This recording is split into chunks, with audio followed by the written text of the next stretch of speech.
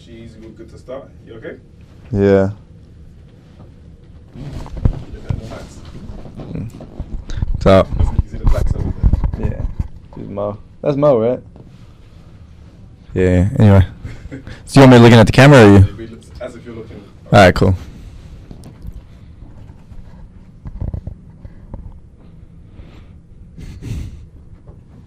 If it's less comfortable, it doesn't feel this direction.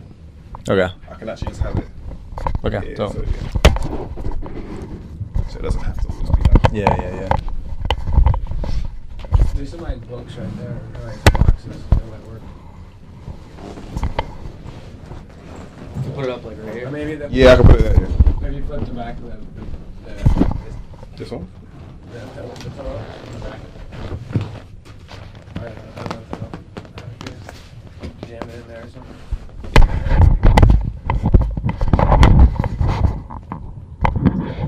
It's a union groove operator. Someone definitely went to school. If you want to do your chair bit, so Check. Sure. I don't always drink beer, but when I do, I prefer Dos Equis. Okay, so 5, 4, 3, 2, 1. Good afternoon, Mr. G-Eazy. How you doing? I'm alright, man. How's London been treating you so far? I love London, man. I'm just adjusting to the sleep schedule. Yeah. But Sorry. nah, I enjoy London every time I'm here, man. This is one of my favorite cities, and I'm actually I love the gray, personally. I mean, growing up in the Bay Area is kind of similar to that, but so I'm always down. You're one of the people, when I look at music, I feel like you're one of the necessary components. Your ethos to how you see things and how you developed yourself as a artist who delivers quality music. I've heard the phrase you say about gatekeepers and power. Could you elaborate a bit more on that type of concept? I just think music is changing in terms of the gatekeepers and the powers that be, and I feel like it's in a more democratic time. It's like the power is in the musicians' hands and in the fans' hands. I mean, they choose, what matters, what's relevant, what sells, It's not so much like the old powers, the old gatekeepers who could just shove something down your throat. It's like, you see less and less superstars and more organically grown, artists like myself who are just doing something a little different, you know what I mean, bending genres and don't necessarily fit within this like format or walls of, whatever, just kind of doing their own thing and finding an audience and growing it organically and just making it happen. Do you feel then that somewhat the power structure then moves elsewhere, so the gatekeepers become almost a new hybrid model, like they now become the bloods, like the faders, the noisy device, the world stars, the breakfast clubs, they then take a bit of the power. Yeah, I mean the power definitely shifts, but the world's always going to need tastemakers, and it's always going to need gatekeepers of some sense, and people still, trust voices and stamps of approval, from those voices they trust or whatever. So like you said, the faders, the breakfast clubs, complex. But again, it's like it goes both ways. It's like it's no longer only on the tastemakers or the higher ups or the powers that be to like tell the world what's hot. It's like people are finding out for themselves what they like, what they don't, and they're gravitating towards it. It's not so much just waiting to be told. You know what I mean? Voices will always help shift and help, help add steroids to, if an artist does have something going on. But it amplifies it, but it doesn't control it as much as it used to. So growing up and making music, what kind of impact did you see as hip-hop culture having on you growing up? I mean, I grew up within hip-hop culture, that's what I was immersed in, like as a youth, like that's what I was surrounded by, so naturally that's you know, what I gravitated towards. You know what I mean? If I grew up somewhere else, maybe I would have wanted to play guitar or, like, you know, sing folk songs or something. But that was just naturally what I gravitated to because that was what I was surrounded by. That was my world. I don't know. I was into music. You know, some kids were into basketball. I wasn't very good. So, you know, music was like, I wasn't just like a kid who just, you know, I don't know, played video games or just sat on a computer all day doing nothing. I mean, I was like a driven kid, you know what I mean? So music became like my like passion, my vehicle for, you know what I mean, what I was, you know, driven to do. And naturally it was what I was surrounded by. Can I ask you on the business level, when you're creative, we always say about the music industry is a hard industry to navigate in terms of business. How have you been able to maintain your senses in that type of hard-nosed business aspect?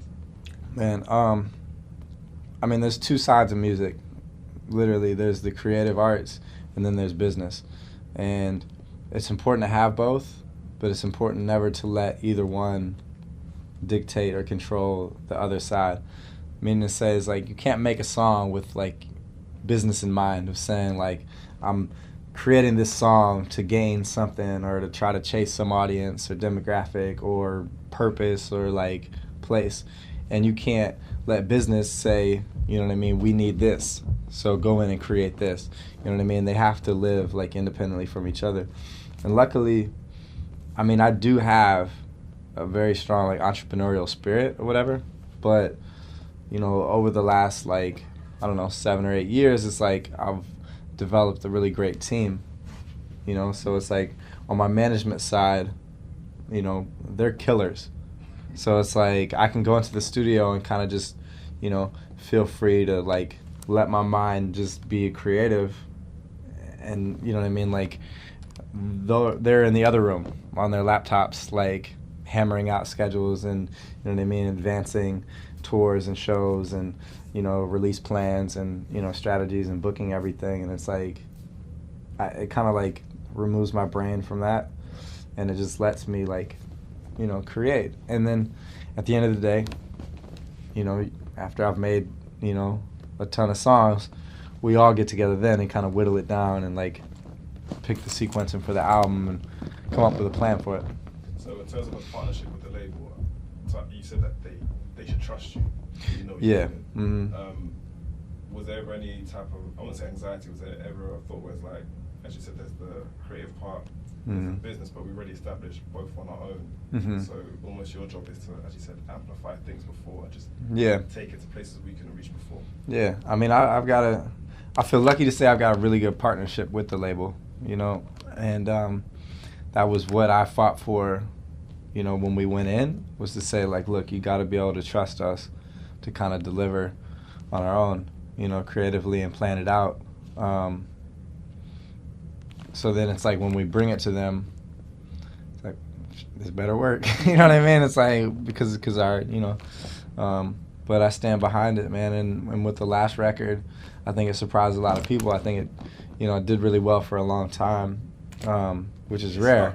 It's stuck around, especially in the States. And, you know, that's rare, especially without any real radio presence or, you know, big hit singles or anything. So it's like, you know, now the second time around I go to say, it's like, oh, you guys, you know, trust me. I mean, like, I know myself, I know my audience, and I know, you know, what I want to say and how I want to say it. So just let me do this and trust that it'll work. You know what I mean? And in the meantime, I'll give you your missiles. I'll give you the songs that, you know what I mean, that you're going to work and you're going to turn into big, massive hits, hopefully. But in terms of the creative and building out the album, it's like, kind of just let me do it. When I spoke to J. Cole, he said a phrase that actually stuck with me. He said, your single is the song that's supposed to just travel the furthest. And it kind of like resonated when you said the missiles. So it's not necessarily creating songs just for radio, it's just a song that can reach the widest audience possible. Is that how you internalize that? Absolutely. I'm me on any single song I make. You know what I mean? Whether I'm jumping on a song, you know, with this whole other artist, you know, it's like it's a completely different sound from what I would do on my album. it's important to maintain a sense of self. Like, you're you, whether or not, whatever world you're stepping into. And I say it's like, even for my own album, it's like, whether it's the single or whether it's the introspective, like, darker, more personal cut, you know, towards the end, it's like, I'm me, and it's my message on every single song. So that to say is like, maybe the single is the missile that puts the rest of the message on its back and carries it to a higher, but you're gonna have to have some like condensed version of your message that fits in the single to travel the farthest, to reach the most people. You know what I mean? Because everybody doesn't have the attention span to instantly just digest the whole album. You know what I mean? The single is the like the catalyst for, you know what I mean, for the rest of the work to try to carry it all. And your album is anticipated. Like, usually what I try and do with some of my friends are, I would say, like, what do you think of these artists? And when I mentioned your name, all the feedback was positive. Thank you, man. One of the guys was going to come here. He actually was with you in your first promo run. He works at Capital Extra. Mm-hmm. He works on the Manny Naughty Shows, one of the producers, and he said that when he first met you, he's such a down-to-earth, cool guy. He just, he was himself. And like we said, putting yourself in the music. Yeah. You must also know yourself as a person before you can put yourself in the music. Right, right. So how do you maintain people treating you like such a big star and you just feel like, hey, I'm just still the same old me? Yeah. That's just something my mom raised me with. It's just always having a strong sense of self and having that confidence, you know, in whatever environment you're in, you know, whether good or bad, it's just, you know, knowing who you are, never reaching to try to, you know, impress anybody or be something you're not, and just feel comfortable in your own skin. And that's not always easy. But it's all a process of just finding yourself through this journey of life, you know what I mean? And I don't know, man, as things change on the outside, you know, within my internal world, it's like, for the most part, it stayed the same. It's like, I'm here with two people in London, my manager that I've been with for over 7 years, you know what I mean? So it's still the same core. And my videographer, I was here with him last time, you know what I mean? It's like, so my day-to-day is not so different. It's not like all of a sudden I'm, you know what I mean, staying in 5-star hotels and, you know what I mean, eating 5-star meals and dating like supermodels or famous actresses and, you know what I mean, like driving fancy cars.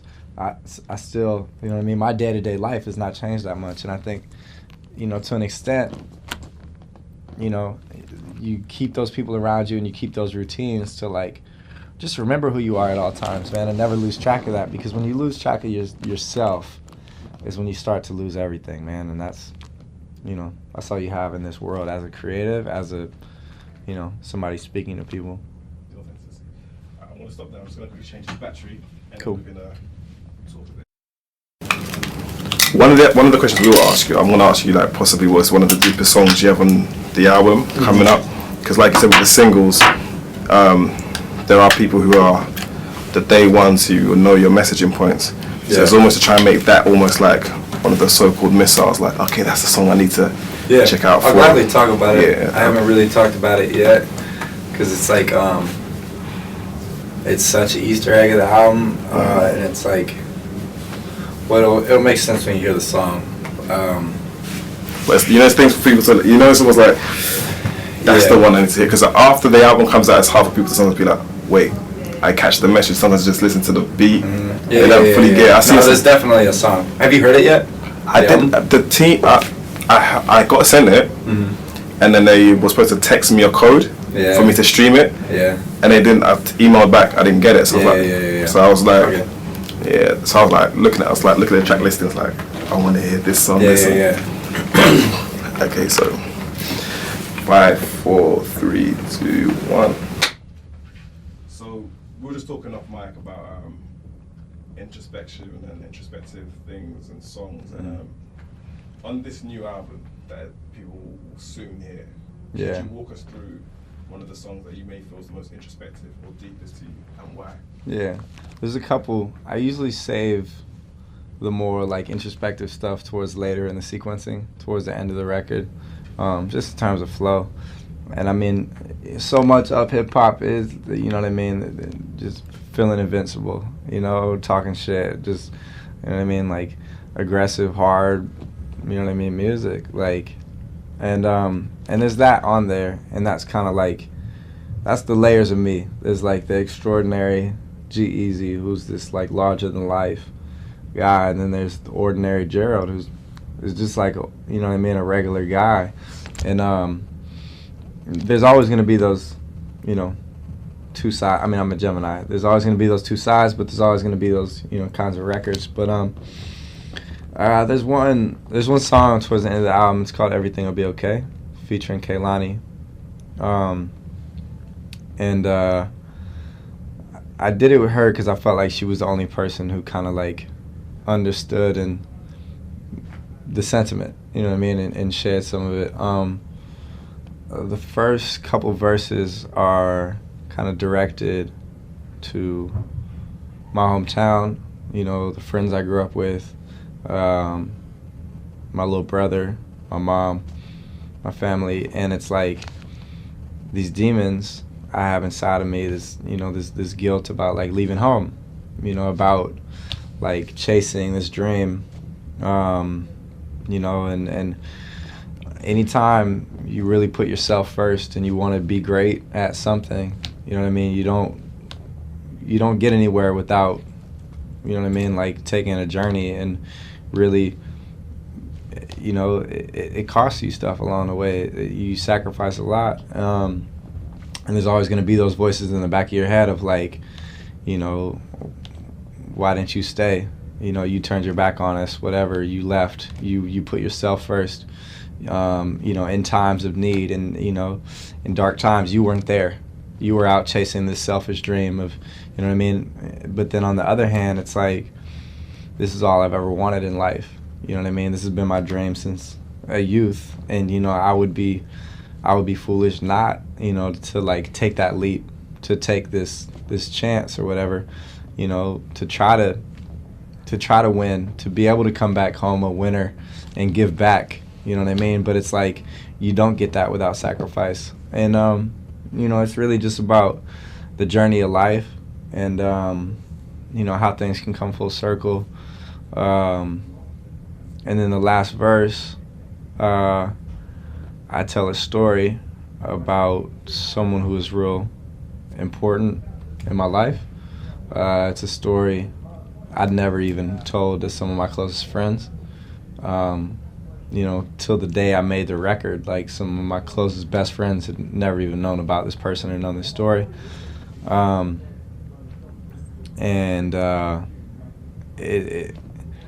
It's about this woman named Melissa who my mom dated when I was a kid, and around the time I was like 11 or 12 is when she kind of came into the picture, and my mom had left my dad years ago. And, you know, I mean, imagine being a kid, like, you don't really understand it, and, you know, not being able to like accept it all the way, you know. And you know, we're told to be, you know, accepting, and, you know, especially of different, but it's tough as a kid, you know what I mean? You're like, you don't understand why, you know, there's another woman in the house, and what, you know, what this is. And in retrospect, that, like, you know, being embarrassed of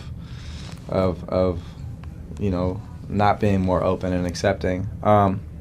So anyway, through the years, like, you know, finally, like, opening up and being brave enough to, you know, whatever, and her growing close, and her becoming this kind of like parental figure in my life, and me, you know, coming to terms with it.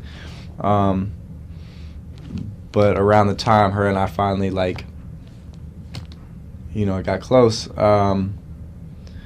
she had a really dark, she had her, you know, she was manic depressive, and she was on, like, you know, a lot of pills, and it kind of, and she was living with us at the time, and she passed from an overdose, and I had found her myself in the house, and it was that, like, it just kind of like opens you up to, like, you know, understand that life is short, and that understand, you know, while you're here, you know what I mean, like, love those around you, appreciate those who, are there, with positive energy and love, and care about you, and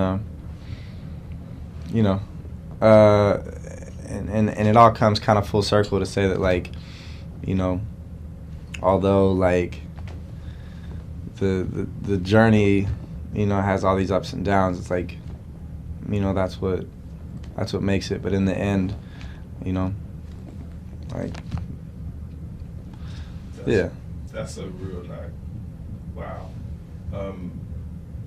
What was that studio experience like then? Because that must have been, I was just thinking that, that must have been such an emotional outpouring.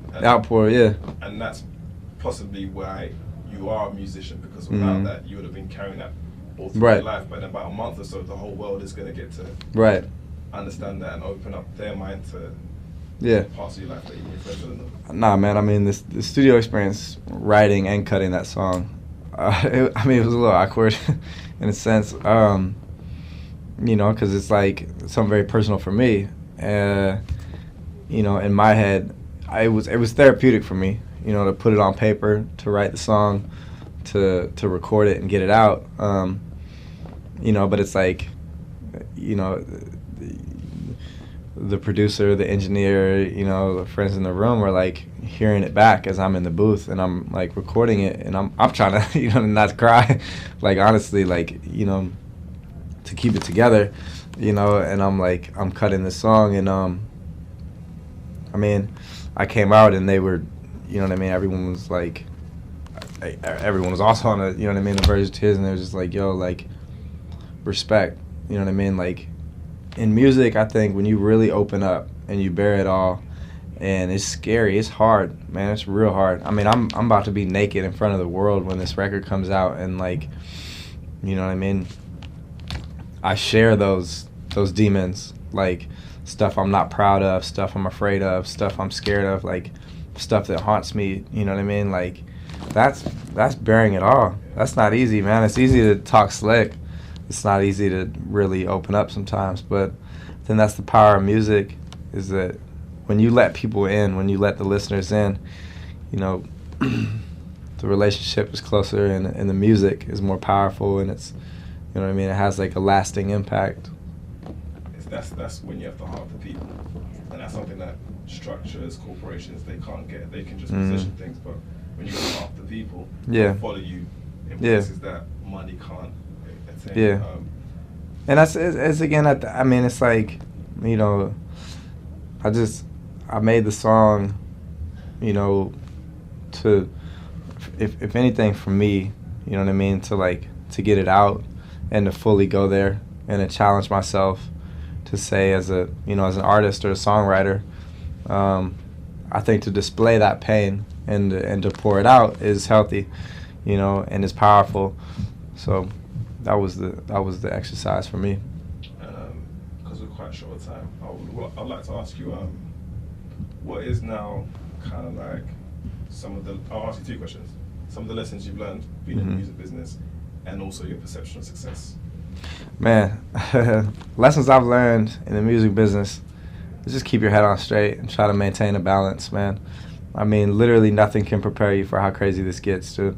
And it's like you hear that over and over again, and you've heard artists tell stories of how crazy it gets, but literally nothing.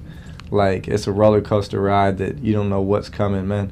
And the only way you survive this storm, man, is just trying to, keep a clear head and just, take it day by day and keep the right people around you to keep you grounded and focused. And a perception of success for you now? Oh, man.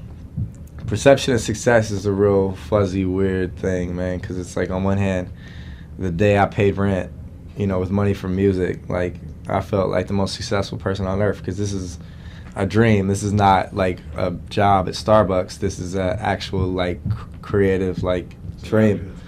So it's what I wake up every day and live for. So, success is, it's tough to define, man. I feel blessed to hire my friends, to send money to moms, and to travel the world. Like, it's amazing.